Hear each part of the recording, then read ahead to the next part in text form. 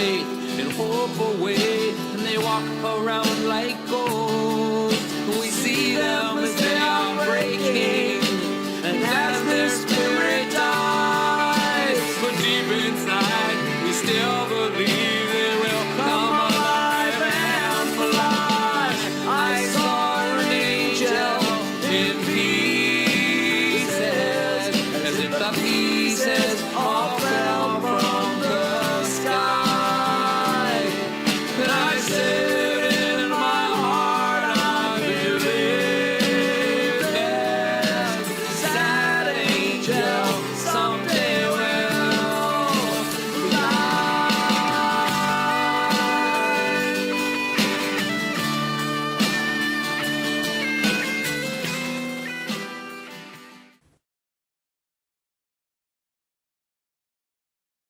The project started in 1971. It was a 2-year follow-up study that admitted people quite slowly because they stayed an average of 5 months.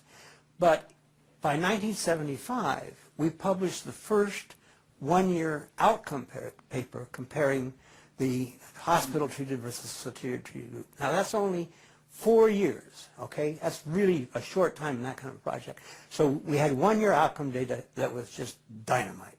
And we went to Ortho in San Francisco and said it. We had 2,000 or 3,000 people.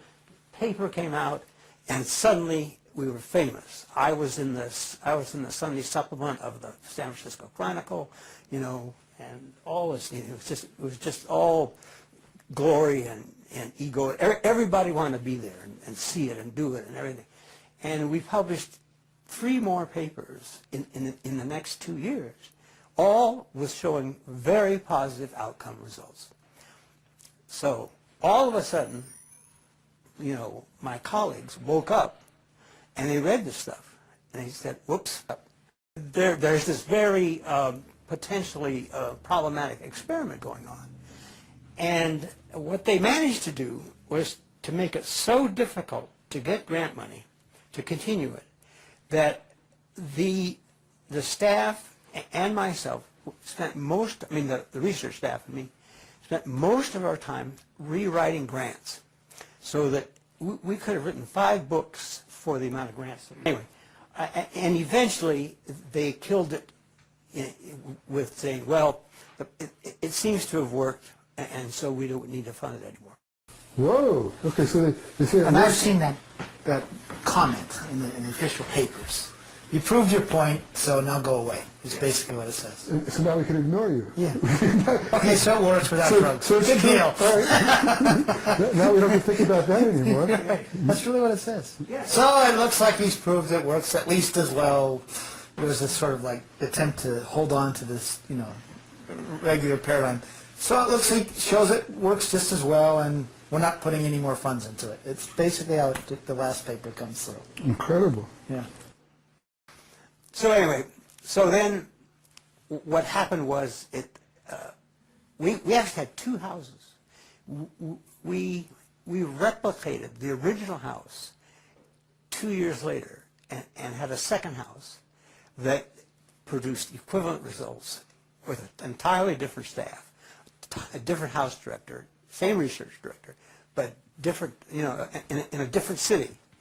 And so we had an immediate replication, which is what in science is what you're supposed to do, is replicate something that sort of flies in the face of the prevailing wisdom. And so we did that, you know, and that had equivalently good results. So we were really double trouble. It worked, and we could replicate it.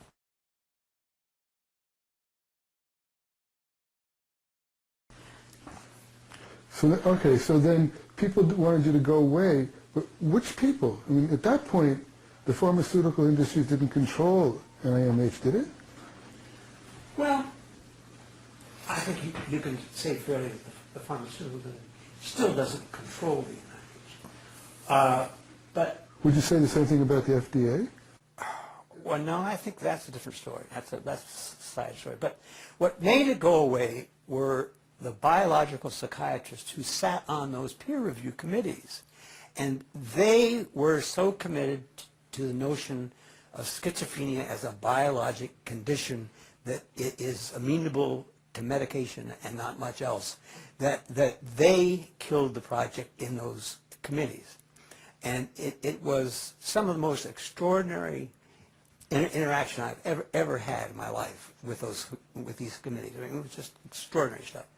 And Bob read some of the so-called pink sheets, which are the write-ups of the committee's deliberations. The project was reviewed and site visited. That means they sent famous guys out more times in its life than any other NIMH project ever had been. So if there was any possibility that data was fudged or it was an anomaly, they would have uncovered that. They were scrutinizing this thing very carefully. Extremely carefully.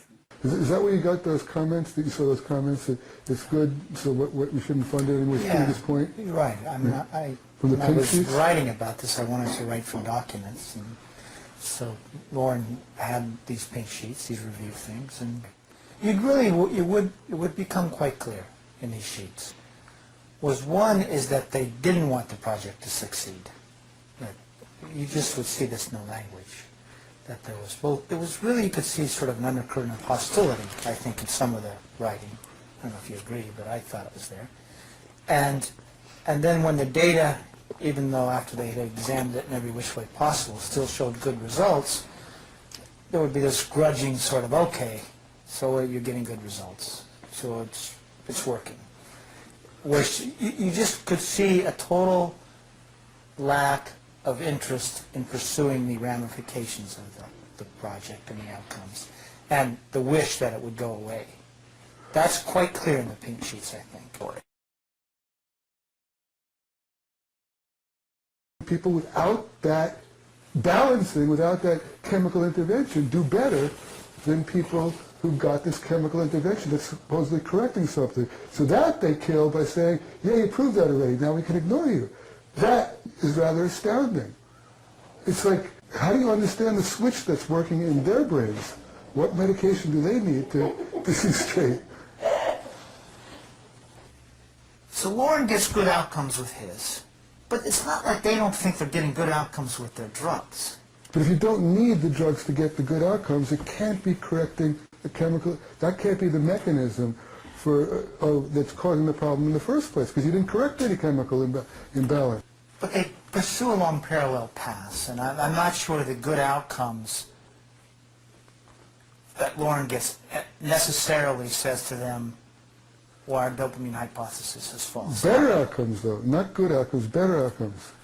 At what point in the studies did you start to get equivalent outcomes? Because the neuroleptics immediately knock out somebody's upset, they're hallucinating, they're distressed, and they're making noises. You can knock out those behaviors with heavy doses of neuroleptics. You can almost instantaneously bring that about in a day or two. But at a certain point, people... 6 weeks.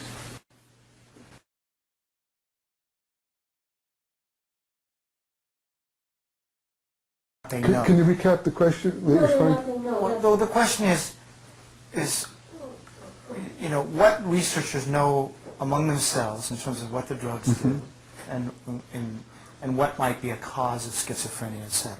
So you go to the Zyprexa.com website and it says Zyprexa fixes a chemical imbalance, okay? So that's one story out there.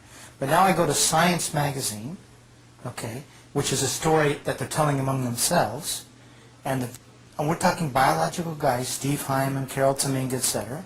And Science journalist says, what causes schizophrenia? And they respond, we don't have the slightest idea. That's January 17th, 2003. So I think the precise thing is the mechanisms are totally unknown. So that's the story, and that's an accurate story, I think. So this description at the Zyprexa website about how... It's a marketing thing. The people who are doing the research could not in any way support those kinds of statements. Absolutely not. And I asked a guy from Janssen, which makes risperidone, why do you make these statements? It's like insulin for diabetes. He says, well, it gets people to take their drugs. It's a story that they can understand. That's what they tell you. And I said, so it's not real? They said, no, of course not. We know it's much more complicated, etc. But it's a way to get people to take their drugs. This is a guy who's writing the lines and putting those lines This together? is a guy, for example, that was big in risperidone research. In fact, he was the top guy. Now he says, you can't use that. He starts screaming at me. He says, you know, you can't use that. But at that point in the interview, he's saying, no, it's a simplistic. And you know what the guy from Janssen told me? There's no such thing as schizophrenia per se. He says it's a term used to describe a lot of disparate symptoms that we collectively call schizophrenia. So even at Janssen saying there is no thing discrete called schizophrenia. So this guy starts screaming at you not to go, you can't quote him on that. Well, screaming, he says strongly, he says, you know, you can't use this. They know there's a game going on. They all back down, you do the interviews as a journalist. Here's what happens. They all say it's like insulin for diabetes. Then you say, well, no, it's not. No, you say, what's the evidence for that? And very quickly they say, okay, it's just a metaphor to get people to take their drugs. That happens all the time when you do interviews like this. Okay.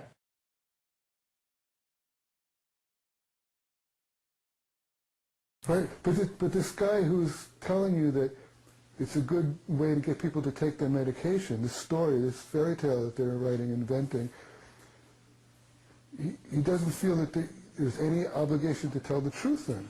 No, because he believes the drugs are good, or at least so that they're effective. Well, okay, now we get to that point, then how do we go back to Loren's research that shows that without drugs we can have better outcomes, and we haven't even talked today about the damaging side effects of these drugs, the serious damaging side effects. Yeah, no, well, I mean, the thing is, it's not just Loren's study, okay? First of all, Loren replicates it, but it's not just one isolated study. The WHO data, too? Well, there's the WHO data. There were two other studies in the 1970s. You mentioned one that started in '69, Rappaport study. Okay. I only can find, here's how compelling it is. First of all, there's 3 studies of this sort, in generally that I could find, NIMH funded in the 1970s, that took newly diagnosed patients and either put them on standard drug care or some sort of experimental form of care. Soteria House was one. Rappaport and the one your wife was talking about the other night, Will Carpenter's study. In those 3 studies, each time the relapse rates, which is the rehospitalization, or however you're going to define relapse, okay, but generally, you know, return of psychotic symptoms, etc., to some level. Each time on that target symptom, so we're looking at, this is the target symptom that the drugs are supposed to improve. The most important It's the reason for the drug taking. And each of those 3 studies, the relapse rates were higher for the drug-treated group. So it's not just Loren's study here that you got to ask why they didn't pay attention to. And again, we're talking about a target symptom. Now let's even go back in the 1960s, the first NIMH study that launched this whole revolution. So in 6 weeks, there's 2 things that happened. It's like a 9-hospital study. It's, I think, published in '63 roughly. At 6 weeks, they say, you know the study. The drug-treated patients are doing better. Who paid for this study? This is NIMH. Okay. So we've actually got 4 arms. Okay. We've got 3 drug-treated groups with a neuroleptic and a placebo arm. And after 6 weeks, they say the drug-treated groups are doing better. Okay, by whatever their outcome variable is. And this actually is the moment that the drugs, in my mind, where they talk about the drugs differently. They're no longer tranquilizers. They even say this in the report. They're anti-schizophrenic in kind. So we're moving drugs that came into use for retarding motor movement, making This is the people move from lethargic. tonic to bullet. To bullet. That's the moment. And they say this. They're not tranquilizers. They're anti-schizophrenic in kind. But what happens a year later when they come back? The relapse rates, the rehospitalization rates are highest for the 3 drug-treated groups. So that's also telling us on the target symptom that something's going on with those drug-treated patients that's causing some biological change that's increasing their vulnerability to relapse over time. So all I'm trying to add here to this conversation is it's not just Loren's study that has to be ignored. There's a body of evidence, right. And then the WHO evidence comes in, that adds to it. There was who's the guy who replicated your study in Switzerland? Chompy does his Soteria House in Switzerland, and he writes, surprisingly, so in other words, if he has a bias, it's still towards the drugs. Surprisingly, those patients who received no or very little medication had significantly superior results. So it keeps adding up, and I think the point is, it's not just one study, but it's something that repeats from all these different angles. And now you have to ask the question, why is it ignored? It actually isn't so surprising. You would think that somebody who gets better, who doesn't have a drug to attribute their getting better to, is going to feel more competent at resolving the problems if they start to come up again, feel that they did it, they can do it again, they can manage it, whereas somebody who had a drug handed to them is going to feel, it had nothing to do with me, I needed that drug. That's in fact what they're told. You need this drug, otherwise you're incompetent. So how are they ever going to feel competent and capable of functioning? I'm not sure you can answer this question. I keep trying to get at this question. Maybe you can't answer it, which is, with all this evidence, with the known damage and the side effects, how do you understand how these people continue to tell this story? I think most simply put, the word is capitalism. Just self-interest. Yeah. I mean, drug companies, self-interest. That I can see, but the people you're talking about are true believers. Yeah, because they now feel powerful. Because they now feel like they have bullets. They believe, their religion follows what makes them feel good. So not their religion makes them feel good, what they believe, but what makes them feel good, they will then believe in whatever they need to pursue that. To justify it. And it can't be questioned. The real problem with the field today, it is the fact that there is no discussion. There is no open discussion between people like myself or Bob. They would probably include Bob because he doesn't have the right credentials. But I have the right credentials. And they will not discuss the critique that I have of their, what I call religion. And they just, it's just closed out. It's just, their minds are made up, and this is the way it is. And I am marginalized. I am never invited to do any psychiatric grand rounds in the United States, and I have not been since 1980, roughly, since 1980. And so I am kept completely at the margins. Basically, the way they deal with it then is they just refuse to talk about it, and they refuse to talk to people who bring it up, or who disagree with them. Can I add an anecdote that Loren told me the other night at dinner? Loren organized a session at the World Psychiatric Congress in Spain in 2001, and correct me if I'm wrong here, but data to be presented there came from a couple sources. One was from a guy named Loren, who has been running a program in Finland for a long time now that involves selective use of medications.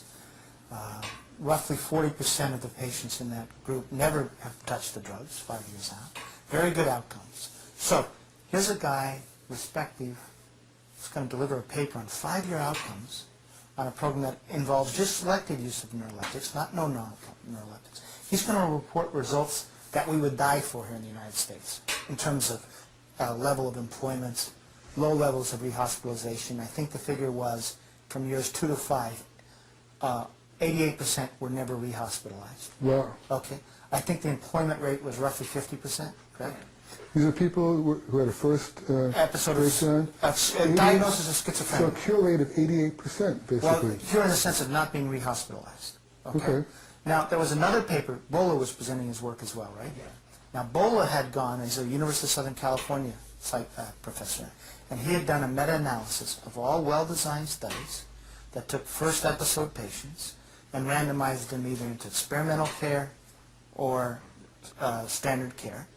And what he concluded was... This is worldwide, so you include all the studies that he you could mentioned, find. right? He couldn't find that many, interestingly. Right. What, 8? Yeah. 8. And what he concludes is, through his meta-analysis, is that you get better results with the experimental form of care, the non-drug form of care. So now we have these two sort of big picture things. A program operating in Finland for a number of years, a meta-analysis, and I don't know what the title of your session was, what, treating without drugs or something? I don't really remember, but something like that. Guess how many people came to the session? Oh, wow. I was stunned. How many people at the World Psychiatric Congress? Probably 3,000. 3,000. I would guess that 600 would show up for it if I. Okay, 600 out of 3,000? Yeah. Okay, 5. 5? 5. Right? And these, the presenters, I was the you know, what do they call it, the seminar convener. And the presenters were Bola, a guy named Johan Kuhlberg, who's a highly respected Swedish guy who's doing a low-dose study of first admission, and the Finns. And these are all very well-respected people, known in Europe, and the Congress was well loaded up with Europeans because it was in Madrid, and 5 people showed up. Did that include the presenters? No, You had an audience of... we had an audience of 5. So that tells you in terms of the level of open-mindedness. And this was just even, look at, a guy's not even, these guys aren't even talking no dose necessarily. Kohlberg and Allen are just saying some do better with that and others low dose.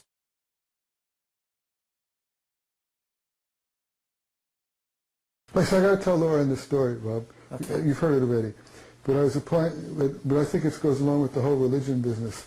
I was applying for life insurance for $1 million policy. And, you know, when you do that, they send a phlebotomist out to your house to take your blood and make sure it's really you and make sure the urine is warm and answer all these questions. And you sign in triplicate and quadruplicate that you give them permission to check everyone, every person you've ever met and known, anything about you, about your medical history, and you sign that you're telling the truth, the whole truth, nothing but the truth, so help you God, or the insurance is not valid. So you answer honestly, because you know they're going to find out anyway. They're going to go and find out what you've been prescribed, what you're taking.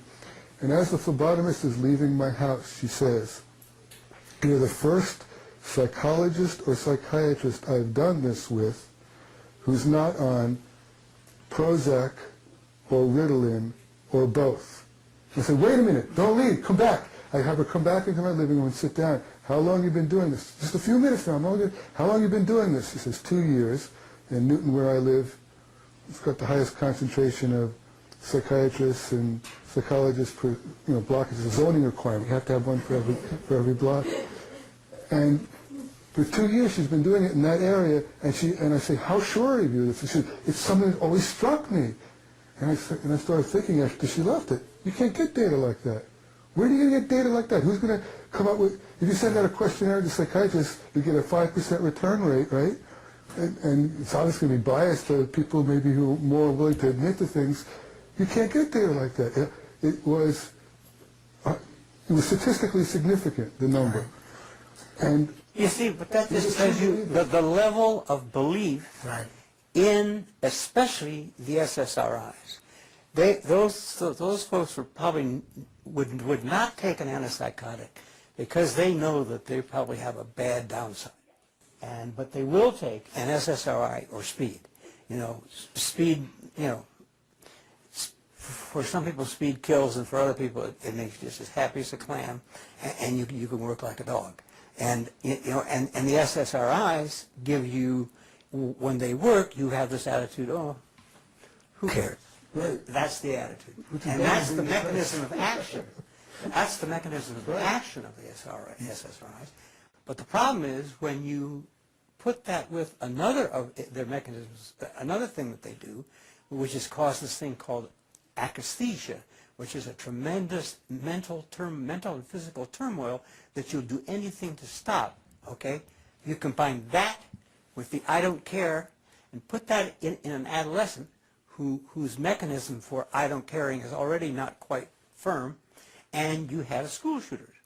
And so what you have there is the vast majority of the school shooters in the United States have been taking SSRI. oh my God. You go and you look at, there was a guy in Watertown. What was his name?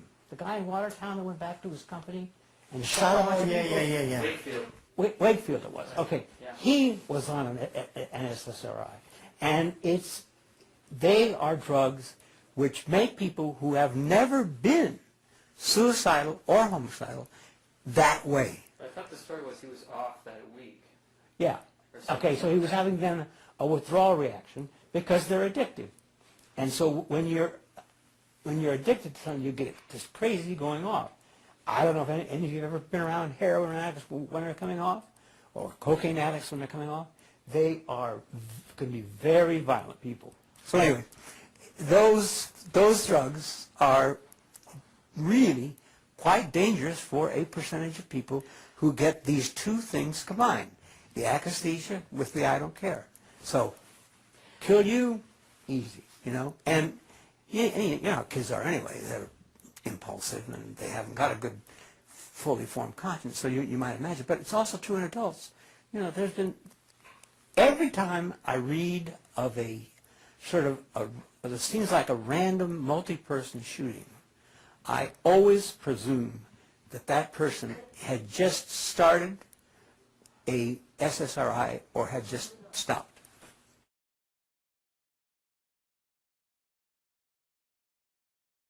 Well, there is no one these days who goes into an emergency room of a hospital, is designated as psychotic in some way. 100% of those people will get a neuroleptic for openers. Okay, the typical career of the first time, he or she will be taken to an emergency room, and he or she will be labeled there with some kind of, I just use psychosis as kind of a generic term, and he or she will receive a neuroleptic, maybe by injection, maybe orally, within somewhere between a half hour and an hour and a half. In the emergency room? In the emergency room.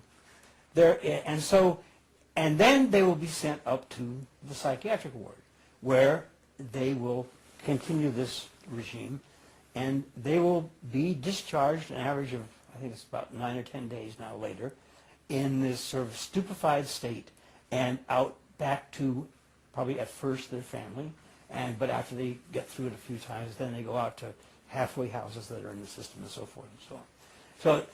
So there is just no way now that I know, or no place now that I know, where if you are psychotic for the first time, you will not be treated with drugs. In fact, it is generally felt to be, or thought to be, or said to be, malpractice to have not treated that person with neuroleptic drugs, as that's the way the thing goes.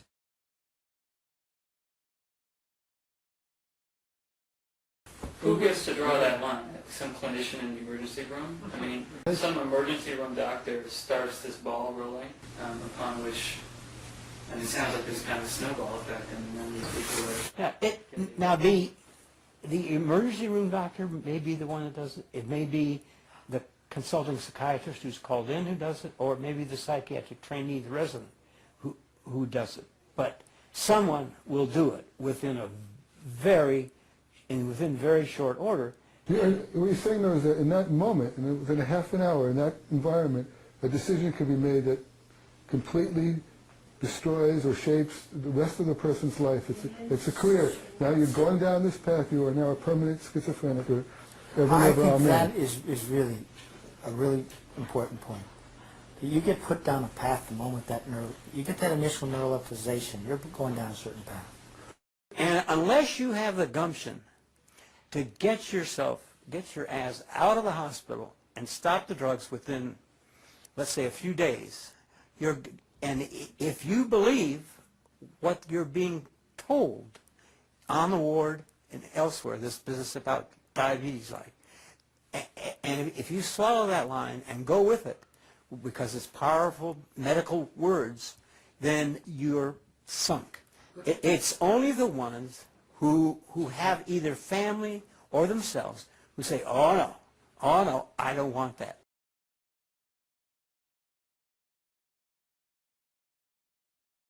But the other side of the problem is there is tremendous human distress, disturbance, pain, whatever you want to call it, that's going on, that needs some kind of care, that needs something to sort of reduce that pain, to reduce that disturbance, to bring people sort of down, if you will, if you want to use the LSD trip is a kind of a metaphor.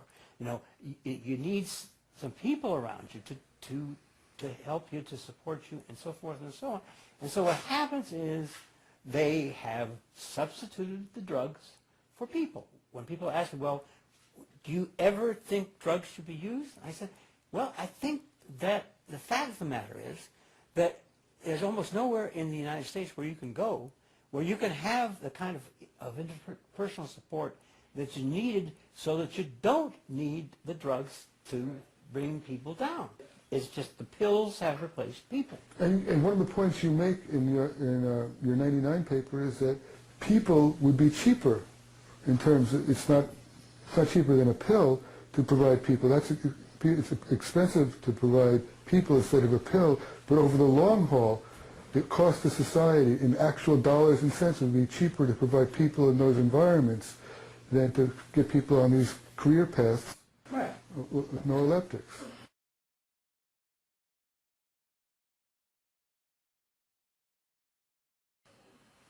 But I'm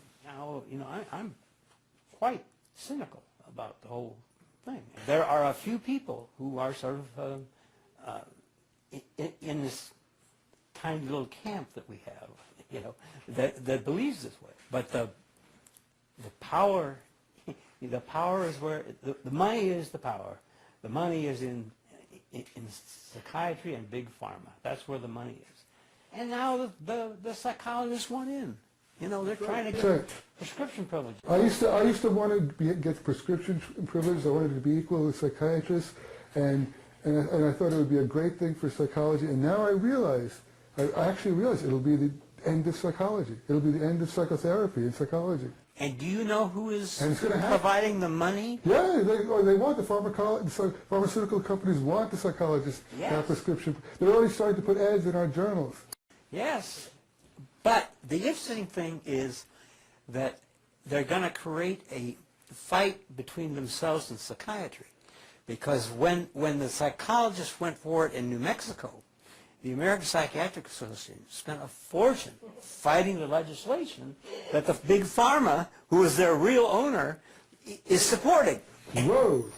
The dogs are biting the hands that feed them, and vice versa. The reason is, of course, if psychologists can prescribe, why go to a psychiatrist? I mean, there's no benefit, right? Right. I mean, they're actually probably better off. Psychologists are better trained. The more prescribers you have, the less you're going to be able to charge for doing that. Keeper of the magic pills. Right, exactly.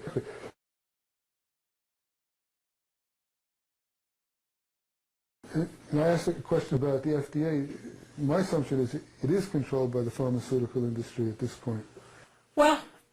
Well, they pay for half of its budget. Aren't the people on the staff of the FDA, half of them former drug company employees or vice versa? There's a lot of back and forth. They go back and forth a lot. Half of their budget is from the companies that they're there to supervise. If that's not the fox watching the chicken coop, I've never heard of it.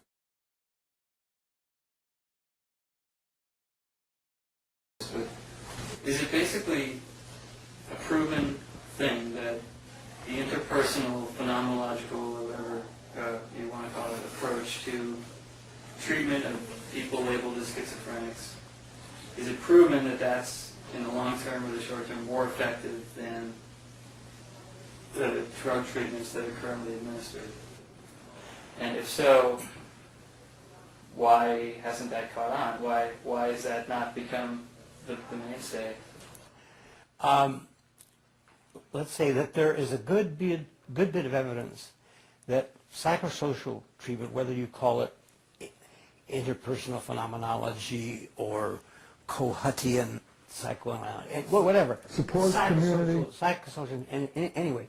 But a very supportive milieu with plenty of people around to provide sort of the interpersonal sustenance and help you address the subjective experience you're having and to understand it, that works. It does work. And in the long run, you're not subjected to all of the bad adverse consequences of the drugs. Okay? Why hasn't it caught on? Where's the profit? So, that's your answer.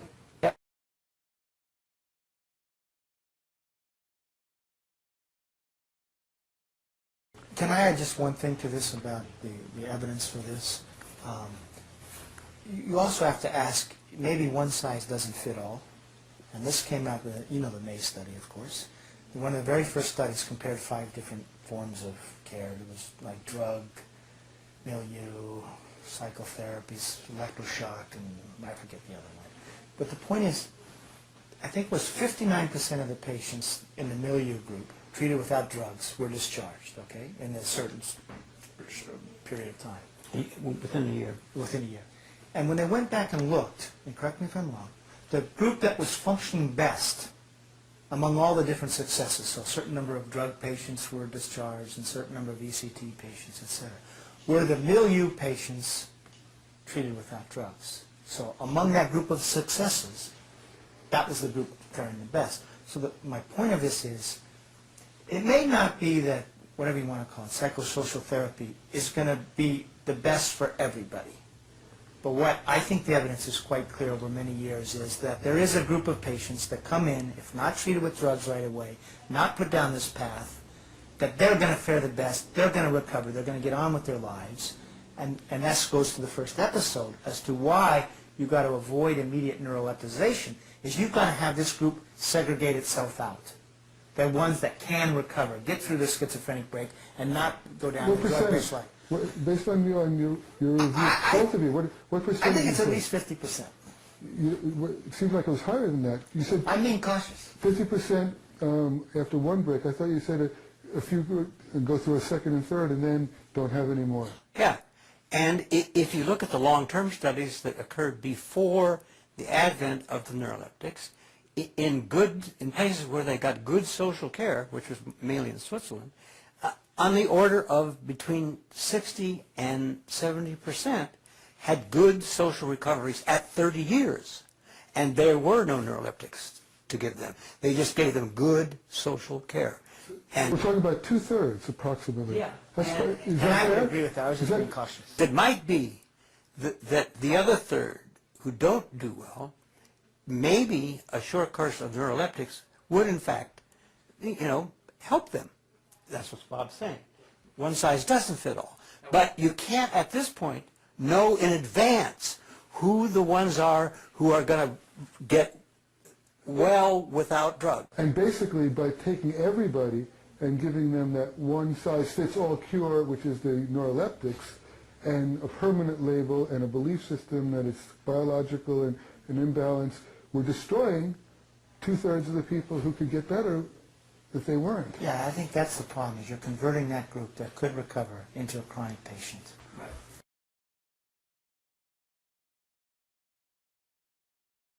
You know, Loren said earlier, just to repeat this, 2 things to reform the system, and I really believe the evidence is so solid on this, is 1, you need programs that set up for the first episode breaks, no immediate neuroleptization for the reasons we've talked about.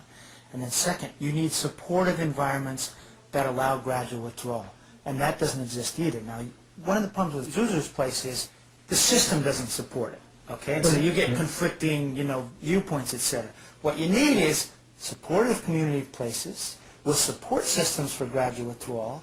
Now, what the Harvard doctors found when they looked at that is roughly a third relapsed within 6 months. But they had a very interesting statement. They said those that didn't had an excellent chance of remaining well indefinitely off the drugs. That's your 65% again.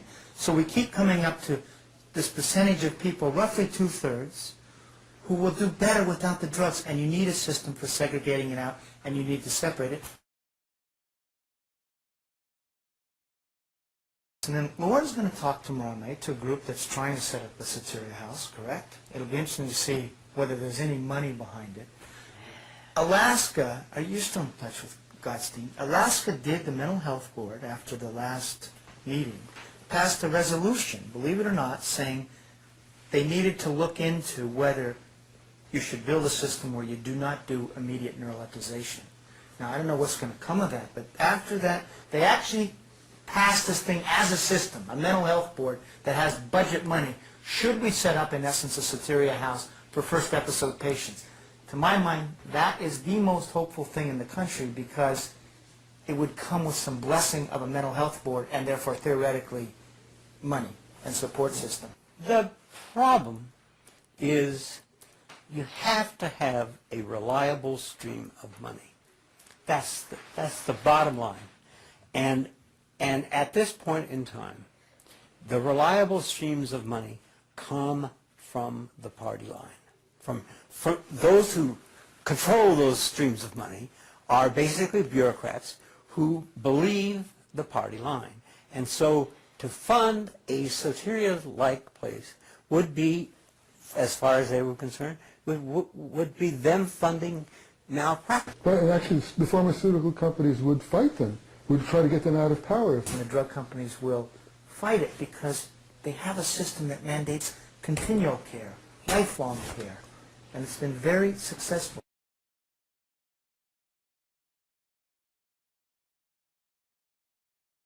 You can't make a case for them on the evidence for the way they're used today. In fact, what you're saying, the data, you're saying the evidence, real, if it was real evidence-based, is that we're destroying as much as 60% of the people who come in with no benefit. 60% of the people. No, I think you're diminishing their life. You're taking them from acute people and making them chronic patients.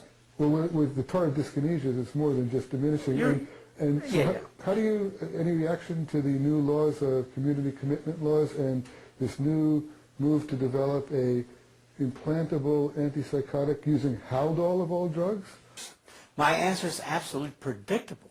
First off, I think giving a drug like that you can't basically stop for a year is criminal because of the known long-term adverse consequences that, 5% a year will get tardive dyskinesia from that drug. So in that year, you have a new 5%, next year a new 5%, and by 20 years, everybody has tardive dyskinesia.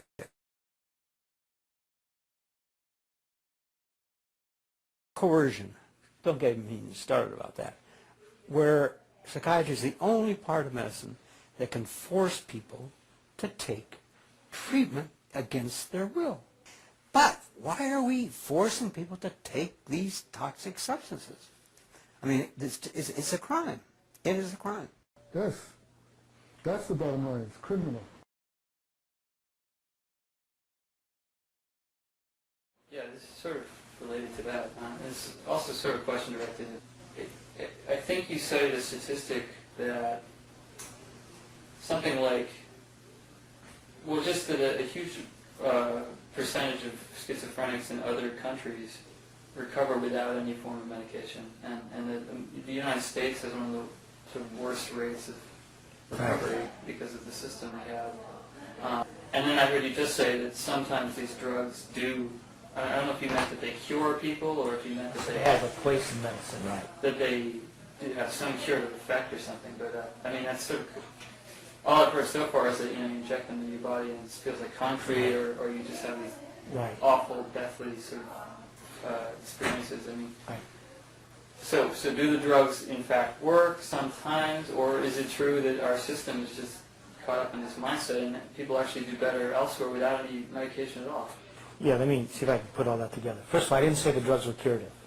Okay. I said as tonics, reducing certain symptoms in certain people, you can see both of a short-term benefit to them or use for them, and maybe there is some group of this group that enters and gets diagnosed with schizophrenia that in fact does better on the drugs. That may be possible.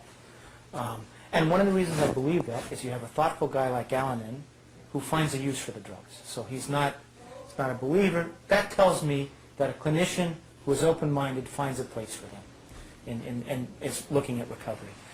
In terms of, and by the way, and again, correct me if I'm wrong, Alan views him as, yes, things to knock down symptoms at certain times. He waits 3 weeks with everybody, and if something is needed during that 3 weeks, they'll use a benzodiazepine like Valium or Ativan, and then at that point, they will then make a decision, and it's always a short-term collaborative decision to use the drug in a low dose and to try and withdraw it as quickly as they can.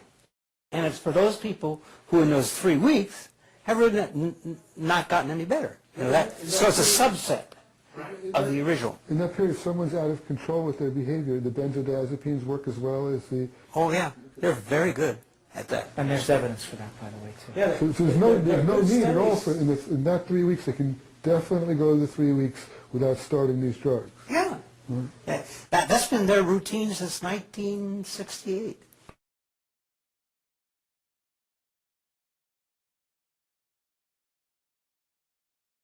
Now, just to go back to the WHO studies you're talking about, which was actually what got me interested in this whole thing.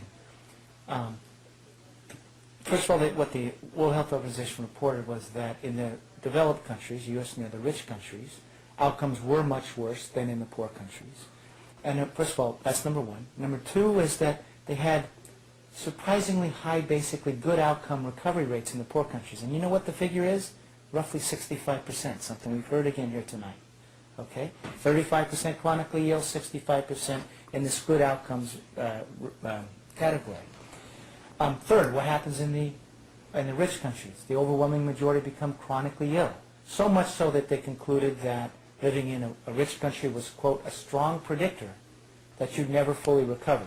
So, first of all, that tells you that somehow you're pushing people into the chronic category here, and that whereas in the poor countries, there's this group that selects out, 65% roughly, that ends up in the good outcomes category. And by the way, it even breaks down into the 40 and 25% we're talking about, where 40% will have a single episode and never relapse in the 5-year time. And then a second one, 25%, might have a second episode, but by the end of 3 or 5 years, they're again in the good outcomes category, which fits some of the stuff we're talking about here in terms of natural spectrum of outcomes. Now, they did not, it's not that they didn't use the drugs at all in those poor countries. What they found, the WHO investigators, was that only 16% were regularly maintained on the drugs continuously. So again, here is maybe they were using them in some sort of symptomatic manner. They were. Selective. It wasn't a no-use thing. It was that they didn't believe the paradigm at that time of keeping people on continuous. Now, interestingly, those studies really were done in the 70s. And I was talking to a person from India, who in fact was diagnosed with schizophrenia, completely recovered now, and he was treated without drugs, and in an Ayurvedic tradition, but he says it doesn't exist today in India. That in fact, the Western medicine, that selling of that paradigm, of our paradigm of medicine, is so powerful that in fact in India today, you're getting pretty much the Western paradigm of continuous use of the medications. And that old form of care that was so successful is being lost there as well. Now, that was an N of one person telling me that, but I know they've been marketing this story very hard in third world countries, so I wouldn't doubt it. And the fact of the matter is, in the WHO studies, the people who were studied had to arrive at a mental hospital. And once you arrive at a mental hospital, you're in Western care. Yeah, Western care. And even though you're a mental hospital in Colombia, South America, it's still a mental hospital. And so for that, in the 70s, virtually all those people got neuroleptics. But what was different was when they left, they stopped them. And only 16% across the 3 countries were maintained continuously on them. And that probably has to do with proximity to the hospital. I'll bet you a nickel. So in other words, you could say that the story is once they escaped the Western form of care, next thing you know, you saw the better long-term But outcomes. that's what happened in the Vermont long-term follow-up Yeah, study, same right? thing. It's the 1/3 that stopped taking their medication, stayed away from psychiatrists That's and right. hospitals. That's right. That, And by the way, the 16% they admit is probably high, because when they actually looked at Nigeria, some people were saying that they were taking the drugs, Right. and then they in truth weren't. And in fact, they think it's really, once you factor that in, more like 10%. Rich? So do you believe those statistics? It seems like an incredibly important statistic. I mean, Yeah. anyone concerned with this issue.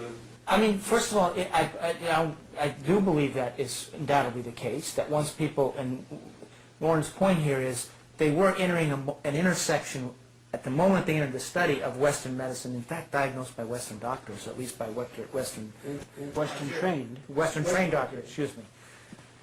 But then undoubtedly, once they left the hospital, they were back into that other culture. So yeah, I believe that it's, by the way, Loren talked about replicating the study. They replicated that study. They did it twice because they were so surprised by it. They couldn't believe it. They couldn't believe it. So do I believe it's real? Absolutely, I believe it's You real. get the same result the second time? Yeah, Just as exactly. strong? And they were trying to explain away the results of the first study. That's Who right. did the research itself? It was WHO. It was a 8-country collaboration. But it was the same standards of research that are done for here in the Yeah, United yeah, States? it was Western trained, and in fact, in response to the first one, they wanted to, because the question was, well, are you diagnosing different people? Are you comparing Right, apples right. to oranges? They made sure it was by the same diagnostic criteria, Western criteria, and they even divided it up in the second time into subgroups of patients by symptoms, and you still saw this disparity in outcomes. And again, what do we see here in West? It's the point is, but that's what we also saw with the Harding study, with the gradual withdrawal studies, with studies like what you've done. We see that many patients do better without the drugs, so it all fits, in my opinion, into this story that 65% of patients, in fact, would do better without the drugs, and we convert them into chronic patients. And that, I think, explains virtually everything we see. WHO data, the data before, etc.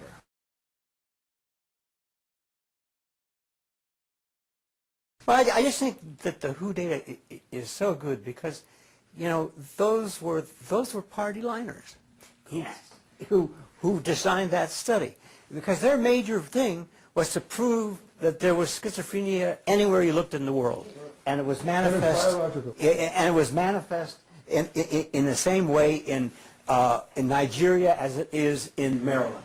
You know, and that was the original reason for the study.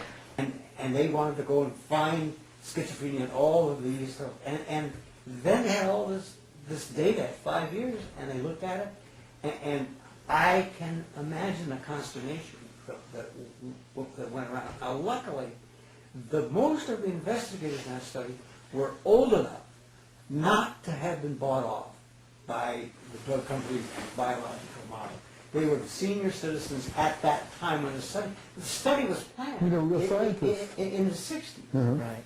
And so, and if you look at the people who were the pharmacologists who were doing work then, people like Jonathan Cole in this town, and those guys, they are honest. You know, they'll tell you the way it is. You know, and they are you know, later in their careers they maybe got fought off a little bit, but they are basically the old line psychopharmacologists who tell the truth. And you know, they're sort of respectable. But as time has passed, and there are more and more shills on the drug company case, you can't believe anything.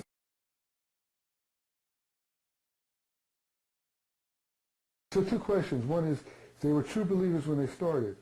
Were they true believers when they finished? Did it change their minds? I think it changed the investigators. That's what I mean, the people who did the research. So that we have a dozen people who believe differently. So they actually bought their own data then and said, okay, this is real. But they didn't attribute the difference in outcomes to the drugs. They did not. No. What In did they- fact, it's interesting, and it shows that they were believers in our Western form of care.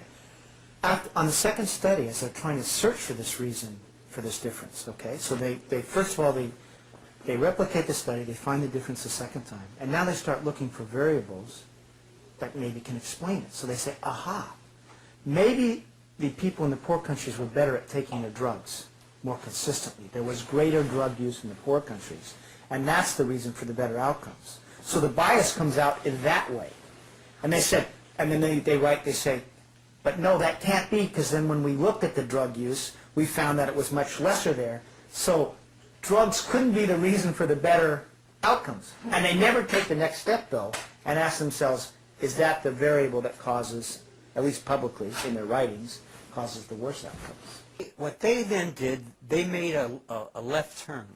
And they said the reason that they did better was because in those cultures, they could return to a social role, they had extended families that would take them in, and that they generally had, you know, something to do. The fact of the matter is that is true, but you know, the 3 countries, the nature of the cultures are not very similar. There's India, Colombia, Nigeria. You know, those are not exactly the same cultures. You know, and so they have some features, kind of like all cultures do, but they're very different cultures. But the second study really tried to find factors, the environmental factors, but never did come to the conclusion that that the low drug intake was the reason for the good outcomes. That they never quite got that far. Couldn't make that leap. It's too damaging. And that's why they were, I said, they were party liners. But that's also why you believe the study, because it was set up. Right. Because the people, even at their conclusion, didn't become believers in this alternative view about the medicines. Right. They were still believers at the end, and they still found the same difference in cure. Right, which tells you the bias was in the other direction of the outcome. And they found it. That's overwhelming. As far as I'm concerned, when people don't believe in what they come up with findings that they still don't believe in, you know that those findings are real. That data is real.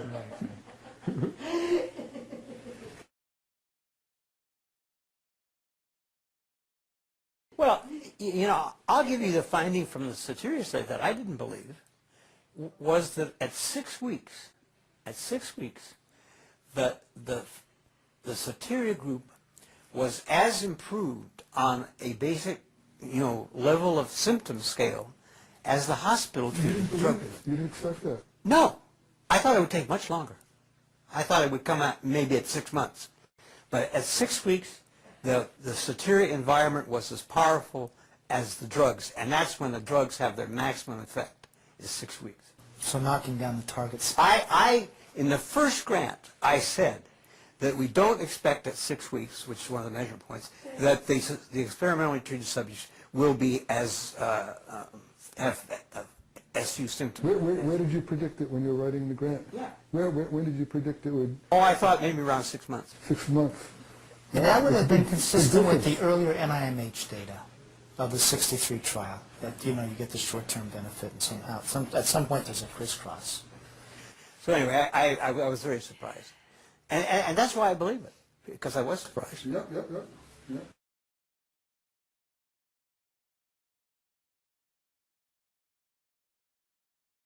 One last bit of evidence here, and I think this is really troubling, that needs to be investigated, which might even make you think you should just throw the neuroleptics out. And this was a study by Gurr at the University of Pennsylvania, in which they followed people, and I forget the exact study design, but what they did is they observed people with MRIs, newly diagnosed patients over an 18-month period. And what they were able to chart with the MRIs was an enlargement of the basal ganglia over that period, associated with drug use. They took that change in the enlargement caused by the drugs, and as that enlargement occurred, they found a worsening of both positive and negative symptoms. So you saw in a study, an imaging study, drug causes change in the brain that is associated both with chronicity and a worsening of symptoms. So that needs further investigation at the very least, because that might even say to yourself, is there this 30% group? Is there a 40% group? Or are you just pushing everybody towards a more chronic case? I don't know the answer to that, but they should investigate it more. You know, it was really interesting, her line of thinking, if you read her paper. So she shows it's associated with the worsening of symptoms, target symptoms. And she says, this may lessen the benefit from the drug. Once you go, that's not, you just found there's no benefit. You found it makes it worse. The symptoms are getting worse, but... This may make us think about this. What are you talking about? You know, if you guys look from where I'm sitting, literally, you're talking and how you're saying these things and you're laughing about these absurdities that are produced by the brightest brains in America, so to speak. Horrifying for you. It's Right, really we're horrific. laughing because it seems so absurd. It's not just that. It's not just absurd. This is a huge phenomenon. This is not just a small group of people called schizophrenics who are teensy, people. It's all over the world. This is all over many generations.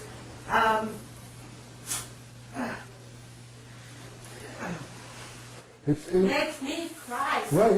Even though I don't even think me. If we were talking about the Holocaust and the ovens that were being created, we probably wouldn't be Well, I laughing. don't know about No, that you horrible don't analogy, but it's you- pretty damn bad. But we're talking about numbers that approach those kinds of No, numbers. you're talking about a lot of lives lost. Over the time since let's don't talk about all the other shit Right. that's going on, since the severe neuroleptic that Hey, came. listen, one How last, many people were we talking?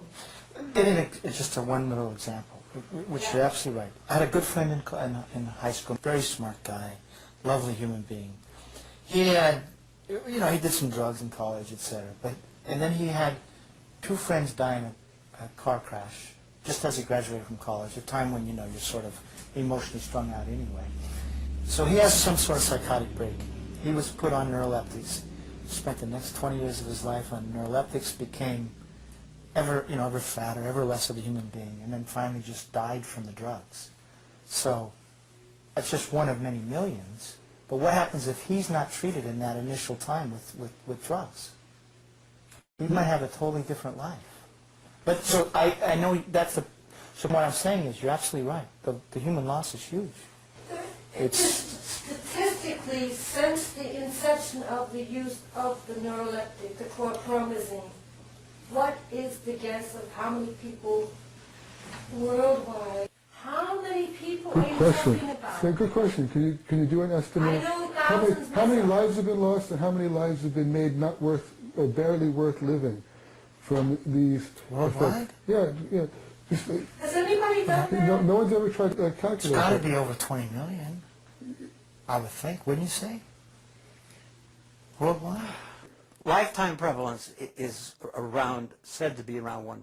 So 1% of 6 billion, just to say how many people are alive today? Okay, 1% of 6 billion is 60 million. 60 million, and 60 million, about half of them won't come into, even though in third world countries it's increasing, or half of them won't see these treatments. Yeah, but the other opposite of that is the neuroleptics had never been used just for those diagnosed with Correct. schizophrenia. Use So, all kinds of diagnoses. listen, So it's a staggering number. It's a staggering. It's a staggering. It's like worse than Stalin's war crimes or something like that. It's like the death toll from World War II. I mean, the diminishment of life is huge. And then there's not just that maybe people will die or something, but how do you quantify the quality of life? And I've been thinking about that for years myself. What kind of life could I have? Right. Okay. But I know people like Jack. I know people who have names, numbers, and I know them as people. Right. And I've seen them when they were like 15, 20. Right. And then 10 years later, I could name the kinds of things that would boggle your mind about what happened to them. It's like Bob's story with his friend. Who is going to My quantify point. these qualities that go like, here's your level quality of life, and it goes whoop. No, you're absolutely right. I mean, as you know, and everyone knows, that's what the term diminished. You're talking about huge diminishment, suffering. Becoming a shadow, a ghost of a human being. Right, and that in itself speaks to what we need to do. Yeah, you mean the scope of the problem.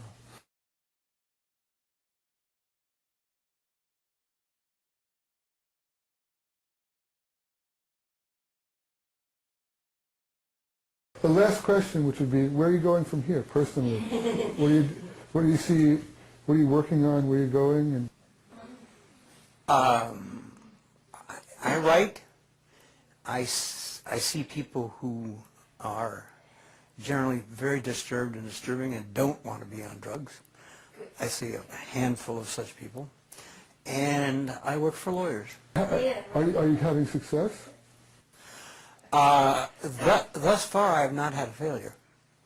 Wait a minute. Even though it's not a statistically controlled double-blind sample, how many people? How long have you been doing this? Just since I got deinstitutionalized in late 1998. Since 1990. So for 5 years, 10 people, 15 people, 20 people, About 10 people. and everyone's making it. And other people who are withdrawing from medications, you're working with people wanting to do that? I have had a few of those, and those work too. All right, that's a good note to end on.